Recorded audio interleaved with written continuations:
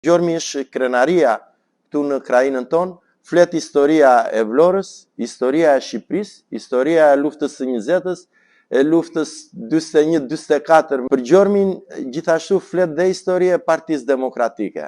Dhe mua kjo më pëlqen që ne vim këtu në Gjorëm, vim në një fshat i cili nga 90-ta dhe deri më sot e ka mbështetur gjithmonë Partinë Demokratike. Ne si ekip i Partisë Demokratike, Koalicioni Aleanca për Shqipërinë Madhështore, do të arrim që në qarkun e Vlorës votat, mandatet e deputetëve të ndahen 6-6. Kemi një program i cili, siç e thash më parë, i rok të gjitha fushat e jetës. Unë dua të përqendrohem në dy momente. Pse unë këtë fushat e konceptoj që ne të gjithë së bashku me ju që na keni ndihmuar, na keni suportuar gjithmonë, jemi luftëtar të dritës. Jeni ju që do ta përcjellni këtë mesazhet e Partisë Demokratike, të Koalicionit Aleanca për Shqipërinë Madhështore, te bashk patriotët tanë, te bashkëtarët, te fermerit, te qytetarit. Prandaj si hap të parë, si A, si gërm të parë të alfabetit, ne vëm përcaktimin e minimumit jetik. Pse e theksoj këtë?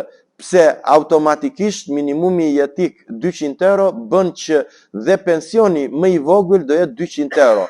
Pra që në bisedat e para që ne duhet të bëjmë me bashk patriotët tanë këtu, që i kanë vitet më të mëdha të punës në kooperativ, përveç vuajtjeve, sakrificave dhe punës së rëndë që kanë bërë atëre, nuk marrin dhe pensionin e duhur, janë të diskriminuar në raport me ta bashkëmoshatarët e tyre në qytet.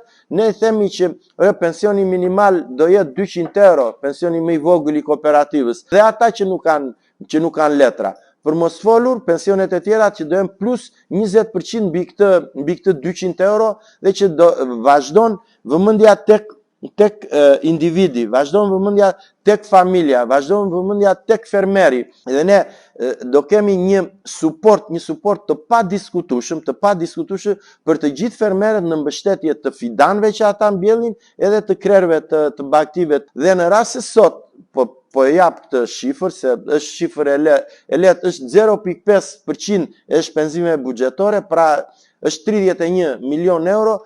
Partia Demokratike do ta shtatfishoj dhe kjo do shkoj 200 milion euro dhe nuk do ketë procedura burokratike. Ne bëhemi të përgjegjshëm dhe ne jemi ata që themi ato që do të bëjmë dhe bëjmë ato që kemi thënë. Ashtu si ne shprehemi haptas dhe shprehemi qartas që jemi totalisht kundër dhe do të anullojmë projektet korruptive të grabitjes së ujit edhe të buronjave të Kuqit, pra që dëmtojnë gjithë fshatat e lumit të Vlorës dhe të ujit të Tragjasit.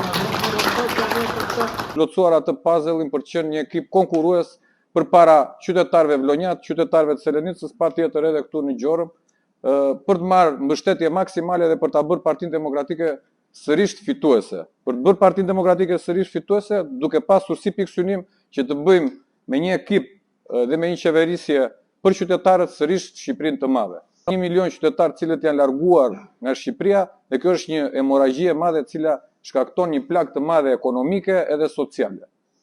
Ne kemi pasur dhe do të vazhdojmë të bëjmë shpalosje në programit, kemi pasur disa takime shumë të frytshme edhe në zonën e Selenicës, edhe në qytetin e Vlorës, në cilat jemi mirëpritur shumë nga demokratët, por jo vetëm, edhe nga ata cilët kanë qenë të paangazhuar në politikë, por tek tuk edhe socialistë zhgënjur cilët kanë marrë pjesë në aktivitetet tona dhe për cilët unë gjej rastin të bëj thirrje edhe ju që t'i ftojmë, sepse në këtë qeverisje nuk janë të përfshirë socialistët, për të thënë gjëra siç janë. Janë disa rilindas të cilët e kanë kapur ato pozicionet, edhe as socialistët e ndershëm edhe ata socialistët, po themi, që kanë mbështetur Partinë Socialiste dhe një ideal të majt, nuk janë pjesë e kësaj qeverisje. Me krenari e pranova ofertën për të qenë edhe në listën e hapur, sepse jam e bindur që si vjet Vlora dhe Qarku do të votoj dhe do bëjnë ndryshimin.